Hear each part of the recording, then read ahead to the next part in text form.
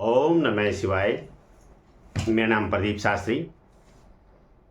आज मैं आप सभी भक्तजनों को भागवत रस पिलाना चाहता हूँ। आप सभी भक्तजनों से अनुरोध है, कृपया वीडियो को पूरा देखें ताकि भगवान का रस, भागवत का रस आप पी सकें। और भागवत के रस में जितनी शक्ति है उतने हम पाप भी करने को तैयार नहीं हैं। इतने हम पाप भी नहीं कर सकते जितने भगवान के भक्ति में रस है। आज हम चर्चा कर रहे हैं ज्ञान और वैराग्य महिमा की। ज्ञान और वैराग्य ये दोनों भक्ति महारानी के पुत्र हैं। ज्ञान से ही मुक्ति है, परंतु मुक्ति की प्यास दुर्लभ है। ज्ञान का अनुभव भक्ति और वैराग्य के बिना नहीं होता। ज्ञान श्रद्धा और विश्वास का पुत्र है। ज्ञान के समान दूसरी कोई पवित्र वस्तु नहीं। बिना ज्ञान वैराग्य के भक्ति बांझ है और बिना भक्ति के ज्ञान वैराग्य एवं अनाथ है। ज्ञान यज्ञ का अर्थ व्यक्ति के अप्रकट ज्ञान को प्रकट करने का यत्न करना है। ज्ञान बाहर से नहीं आता, वह भीतर से ही प्रकट होता है। ज्ञान वैराग्य भक्ति सद्गुण सदाचार सेवा और संयम, इन सात को अमृत के समान समझकर सदा सर्वदा इनका सेवन करना चाहिए। संपत्ति और सुख के रहते हुए यदि युवावस्था में मन की प्रवृत्ति विषयों में न हो तो वह उत्तम वैराग्य है, और यह वैराग्य विचार करने से ही होता है। परोपकार महिमा को सुनिए। हम सूर्य भगवान की तरह नित्य परोपकार करें। संपत्ति आए तो उसका उपयोग परोपकार में ही करें। काल, धर्म और स्वभाव ये तीन दुख के कारण होते हैं। हम दूसरों के साथ वही व्यवहार करें जैसा हम दूसरे से अपने लिए चाहते हैं। जो मनुष्य परोपकार करता है वही धन्य है। परोपकार करना सबसे बड़ा पुण्य है। अगर कोई हमारा उपकार करे तो उसके साथ ही हमें उपकार करने की कोशिश करनी चाहिए। दुख भोगने वाला तो आगे सुखी हो सकता है, पर दुख देने वाला कभी सुखी नहीं होता। जिन हाथों से भगवान की सेवा एवं परोपकार नहीं होता, वे हाथ मृतक के हाथों के समान हैं। मनुष्य को चाहिए कि दुख की स्थिति में अधिक दुख वालों को देखे तो अपना दुख कम लगेगा। अपनी पीड़ा सह लेना और दूसरे जीवों को पीड़ा न पहुंचाना, यही तपस्या का असली स्वरूप है। मुझे सुख कैसे मिले, केवल इसी चाहना के कारण मनुष्य कर्तव्यच्युत और पथिक हो जाता है। जिसे नहीं करना चाहिए उसे करने से और जिसे करना चाहिए उसे नहीं करने से यही वह होता है। जिस व्यक्ति के मन में परोपकार करने की भावना होती है उसके लिए संसार में कुछ भी दुर्लभ नहीं है। यदि हम दूसरों के कल्याण के लिए खड़े होंगे तो भगवान हमको स्वयं ही भक्ति देंगे, स्वयं ही योग्य बना देंगे। नित्य प्रातःकाल हम प्रभु से यही प्रार्थना करें कि हमारे द्वारा किसी का अहित न हो और परोपकार अवश्य हो। हम सुख के पीछे न दौड़ें, नहीं तो वह दुख हो जाएगा। यदि हम सुख से दूर भागेंगे तो वह हमारे पीछे दौड़कर आएगा। जो जीव दूसरे प्राणियों को भय देने वाला होता है वह किसी भी योनि में जाए उस पर नरकी जीव भी दया नहीं करते। दूसरे को कष्ट पहुंचाने का काम कभी नहीं करना चाहिए। दूसरे को कष्ट देने वाले प्राणी कभी सुखी नहीं रह सकते। दुख के पश्चात आने वाला सुख ज़्यादा आनंद देता है, जैसे धूप से चलते हुए व्यक्ति को वृक्ष की शीतलता शांति देती है। यदि हम सुख बांटते हैं तो सुख मिलेगा, यदि हम दुख बांटते हैं तो हमें दुख मिलेगा। अतः हम सुख को बांट दें और दुख को बांट लें, उन्हीं का जन्म संसार में धन्य है, जो अपना ही नहीं दूसरों के कल्याण की भी इच्छा रखते हैं। हम लोगों को भी ऐसा ही बनना चाहिए। दूसरों के प्रति हमारी बुरी भावना होने से उनका बुरा होगा या नहीं, यह तो निश्चय ही है, पर हमारा अंतकरण तो मैला ही हो जाएगा। आदमी को चाहिए कि बुराई की बजाय भलाई का रास्ता अपनाए। भलाई करने वाले लोग लोक व परलोक दोनों में ही सुखी रहते हैं। हम लोगों को यह धारणा करनी चाहिए कि चाहे अपना कल्याण मत हो, दूसरे का कल्याण हो जाए तो अपना जीवन सफल हो जाए। हमें हर समय यह सावधानी रखनी चाहिए कि मेरे द्वारा किसी को कोई भी कष्ट नहीं पहुंच रहा, किसी को कोई हानि तो नहीं हो रही है। श्रेष्ठ पुरुष तो जो भी करते हैं अन्य पुरुष भी उसके अनुसार व्यवहार ही करते हैं।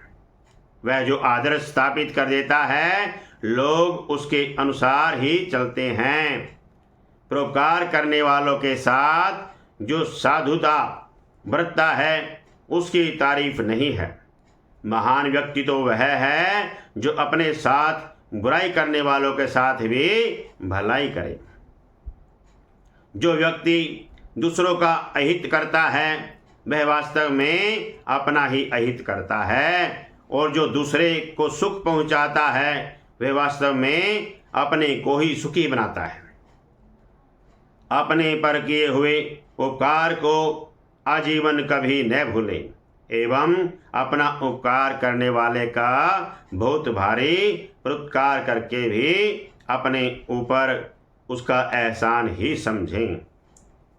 दूसरों को दुख पहुंचाने के समान कोई पाप नहीं है और दूसरों को सुख पहुंचाने के समान कोई धर्म नहीं है।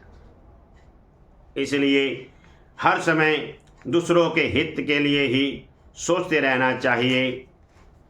परोपकारी सज्जन प्राय दूसरे का दुख दूर करने के लिए ही स्वयं दुख झेलता है, परंतु यह दुख नहीं, यह तो अपने हृदय में विराजमान भगवान की परम आराधना है। आज का इंसान अपने दुख से दुखी नहीं, दूसरों के सुख से दुखी है, परंतु सबसे उत्तम वह व्यक्ति है जो दूसरों के सुख को देख करके सुखी होता है और दूसरों के दुख को देख करके दुखी होता है। किसी का उपकार करके उस पर एहसान न करें, न किसी से कहें और न ही मन में अभिमान करें, नहीं तो किया हुआ उपकार अक्षीण हो जाता है। हम ऐसा समझें कि सब कुछ भगवान को ही करवाते हैं, मैं तो निमित्त मात्र हूँ। उपकार एक ऐसी चीज है जिससे मन बदल जाता है। दुर्योधन कैसे दुख था, कैसा दुष्ट था, उस पर भी युधिष्ठिर जी के उपकार का बड़ा असर पड़ा। इसलिए हमारे साथ कोई कैसा व्यवहार करे, हमें उसके साथ अच्छा ही व्यवहार करना चाहिए। प्रत्येक व्यक्ति को चाहिए कि वह किसी को भी बुराई न सोचे, न कहे, न देखे और न ही सुने। इन चार बातों का दृढ़तापूर्वक पालन करने से व्यक्ति बुराई रहित हो जाता है। परंतु जो व्यक्ति दूसरों की बुराई करते हैं वे खुद निंदित होते हैं। दूसरों का दुख कैसे दूर हो, अमुक आदमी को क्या कष्ट है, उसका कष्ट किस तरह से निवारण हो सकता है, इस बात का हमें पूरा ध्यान रखना चाहिए। और जो मनुष्य जगत की जितनी भलाई करेगा उसको ईश्वर की तरह से उतना ही सुख प्राप्त होगा। अपने सारे जीवन की बातों को याद करने से हमें मालूम होगा कि हमारे जीवन में ऐसा बहुत कम मौका होता है कि जब हम अपने परहित की बात सोचने में कुछ समय लगाया हो, लेकिन हमें उन महापुरुषों की तरह देखना चाहिए जिनका सारा जीवन परहित में बीतता है और जिनका प्रत्येक क्रिया परहित के लिए ही होती है। यह कितने महत्व की बात है कि श्री रतिनदेव जी महाराज कहते हैं कि मैं भगवान से 8 सिद्धियों से युक्त परम गति नहीं चाहता, और तो क्या मैं मोक्ष भी कामना नहीं करता।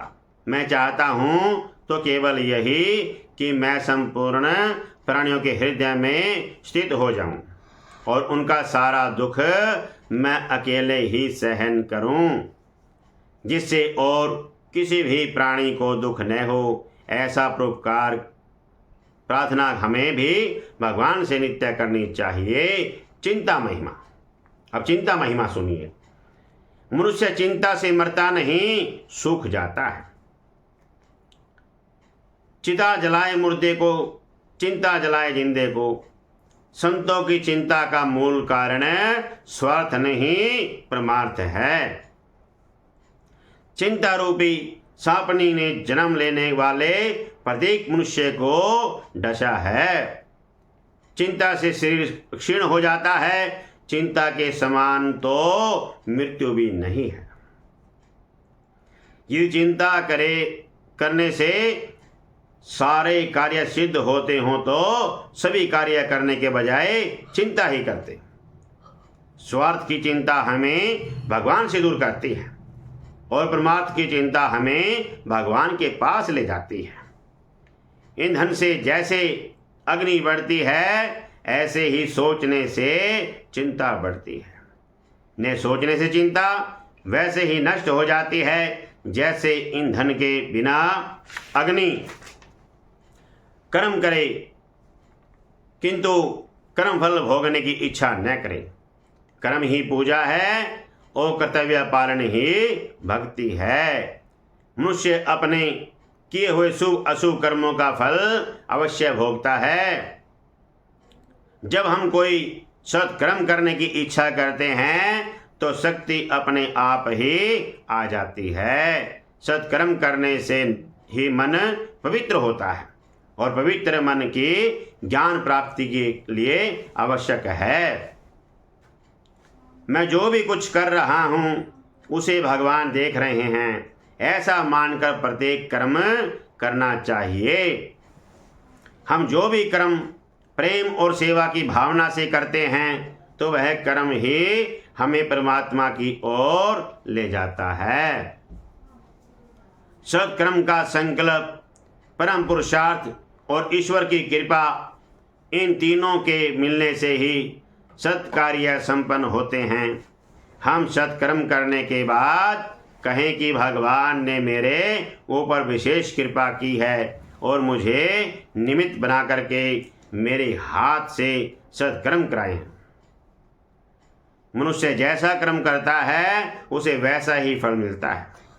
प्रत्येक कर्म यदि ईश्वर के लिए किया जाए तो प्रत्येक कर्म भक्ति बन जाता है।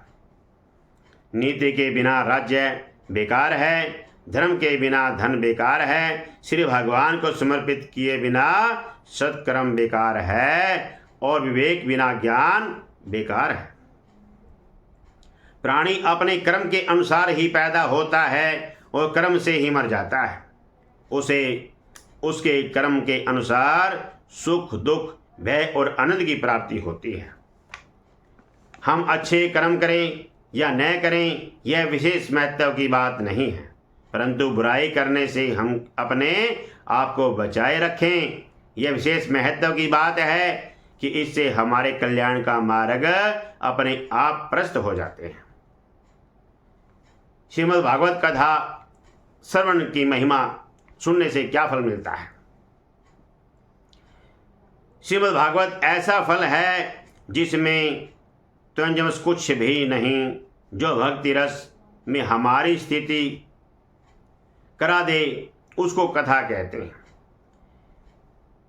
श्रीमद् भागवत जी के प्रत्येक श्लोक में रस ही रस भरा है। श्री रामचरितमानस जिनका और श्रीमद् भागवत जी का मरना सिखाती है।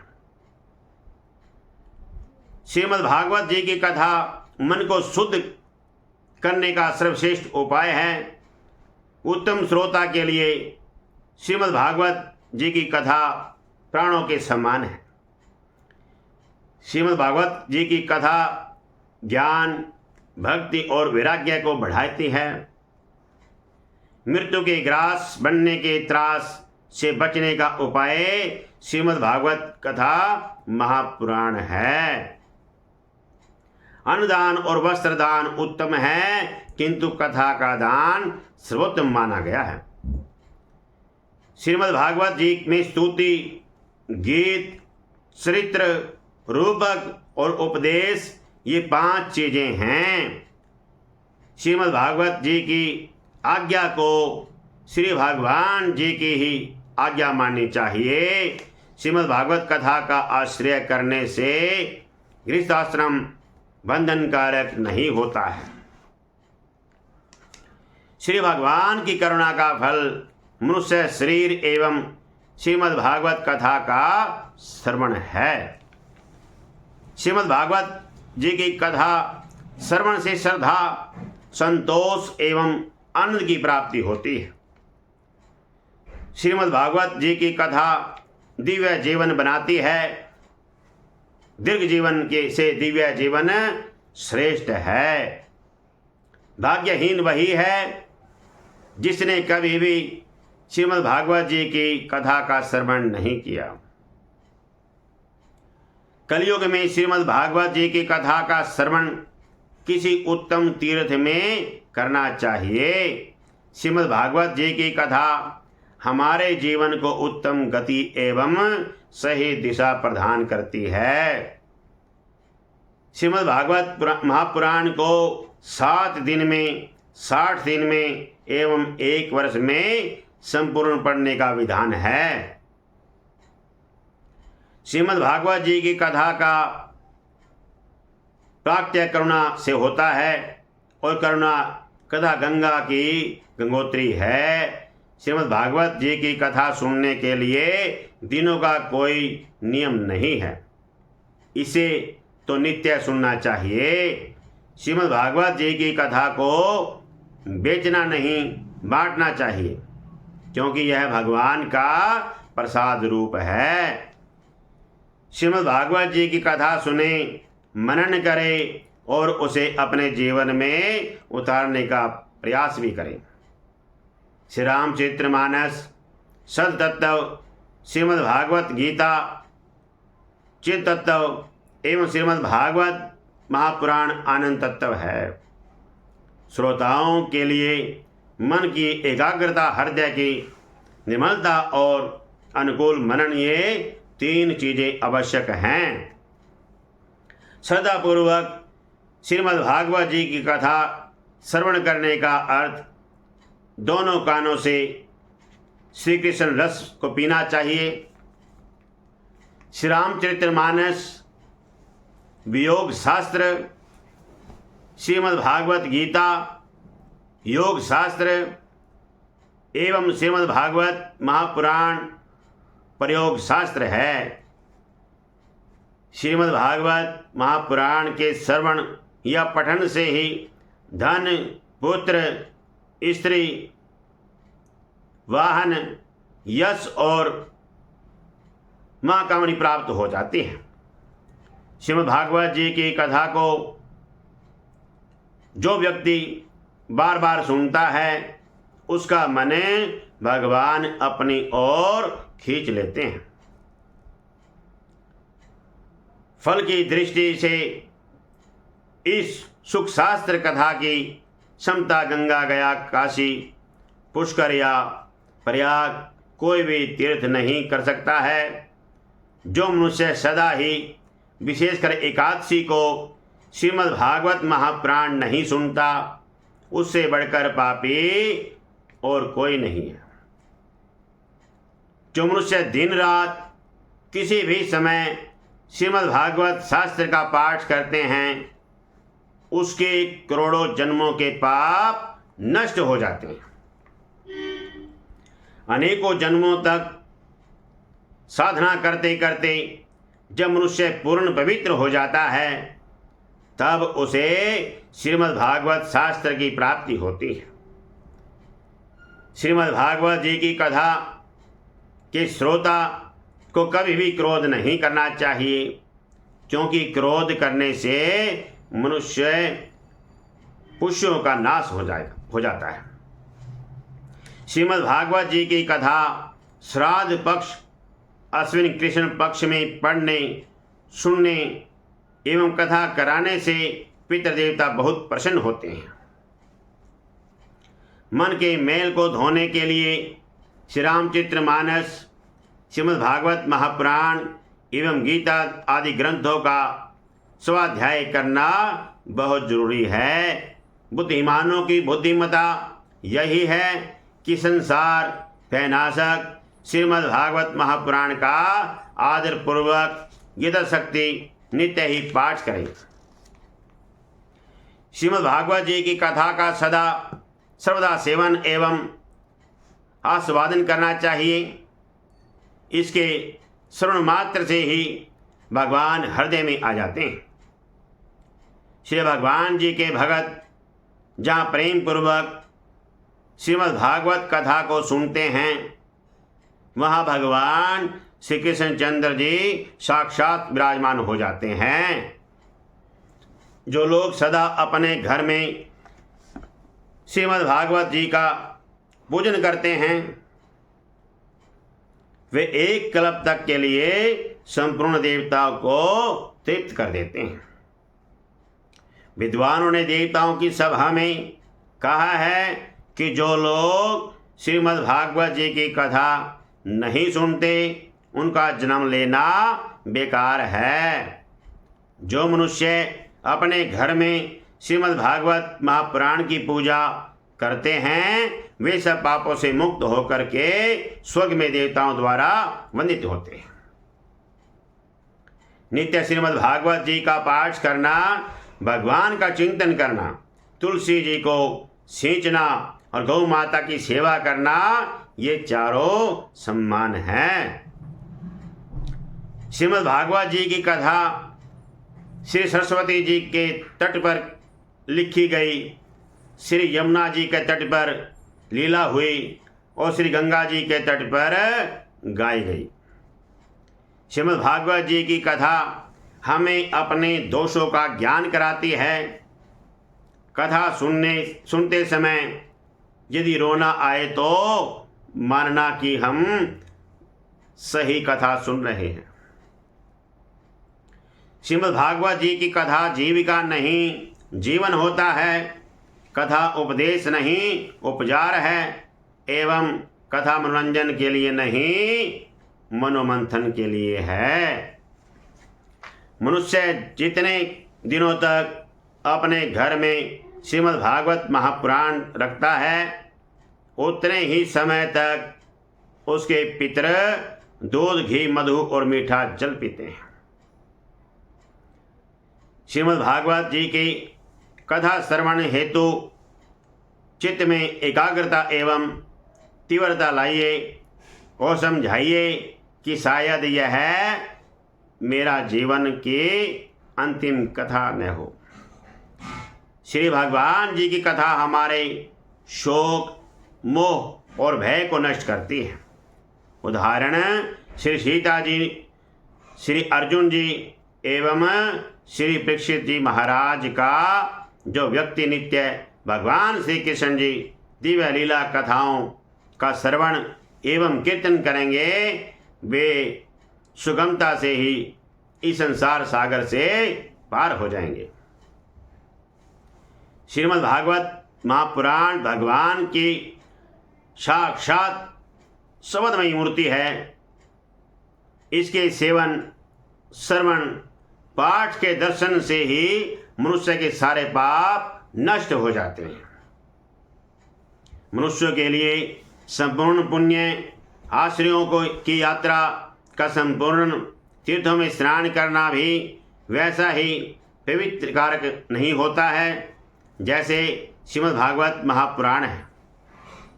श्री भगवान कहते हैं कि लोक विख्यात श्रीमद् भागवत महापुराण को प्रतिदिन श्रद्धा युक्त नम्बोधिगणादिसेवितं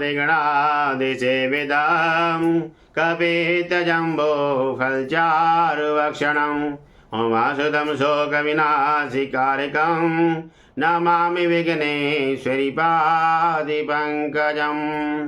ओम जय जगदीश हरे स्वामी जय दीनानाथ हरे भगत जनों के संकट दास जनों के अवगुण बंसी वाला दूर करे। हरिओम जय जगदीश हरे जो ध्यावे बल पावे दुख विनाश मन का स्वामी दुख विनाश मन का सुख संपत्ति घर आवे सुख आनंद घर आवे कष्ट मिटे तन का। हरिओम जय जगदीश हरे मात पिता तुम मेरे शरण गहूँ मैं किसकी स्वामी शरण रहूँ मैं किसकी। तुम बिन और न दूजा प्रभु बिन और न दूजा आस करो मैं जिसकी। हरिओम जय जगदीश हरे तुम पूर्ण परमात्म तुम अंतरयामी स्वामी तुम अंतरयामी पार ब्रह्म परमेश्वर पार ब्रह्म जगदीश्वर तुम सबके स्वामी। हरिओम जय जगदीश हरे तुम करुणा के सागर तुम पालन करता स्वामी तुम रक्षा करता।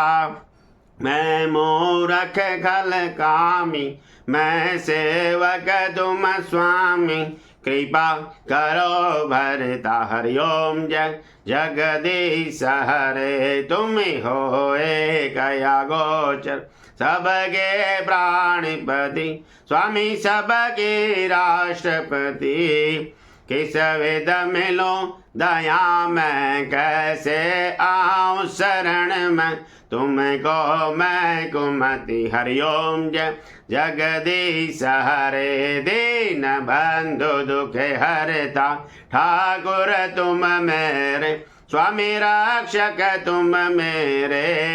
अपने हाथ उठाओ दया कर शरण लगाओ द्वार पड़ा मैं तेरे। हरिओम जय जगदीश हरे विषय विकार मिटाओ पाप हरो देवा स्वामी कष्ट हरो देवा।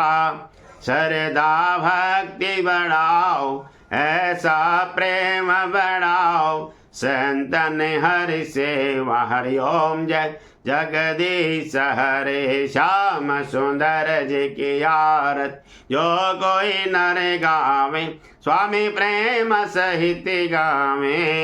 कहत शिवानंद स्वामी मन पठित हरि हर स्वामी मन वांछित फल पावे। हरिओम जय जगदीश हरे ओम जय जगदीश हरे स्वामी जय दीनानाथ हरे। भगत जनों के संकट दास जनों के अवगुण बंसी वाला दूर करे। हरिओम जय जगदीश हर भगवान की जय बोल गौ माता की जय नगर खेड़े की जय बोल पितृ महाराज की जय बोल धर्म की जय हो अधर्म का नाश हो प्राणियों में सद्भाव हो विश्व का कल्याण हो। जय कराए शेरावाली का बोल सच्चे दरबार की जय सचिया जोता वाली माता तेरी सदा ही जय हो। तुमेव माता सविता तुमेव बंधो च सखा तुमेव विद्याधनं त्वमेव सर्वं मम देव देव शान्ताकारं भुजगेशयनं पद्मनाभ्यां सुरेशं विश्वाधारभूषणं मेघुणं सुवामं लक्ष्मीकान्तं कमलनयनं योगविन्द्यानुगाम्भ्यां वन्दे विष्णु भयभयहरं सर्वलोकैकनाथनं कर्पूरघोरं कर्णावतारं संसारसारं भुजगेन्द्रिहारं सदा वसन्तं हृदयारविन्दे भवं भवानी सहितं नमामि सतिया ज्योतावाणी माता तेरी सदा ही जय हो। विष्णु भगवान की जय। ओम नमः शिवाय।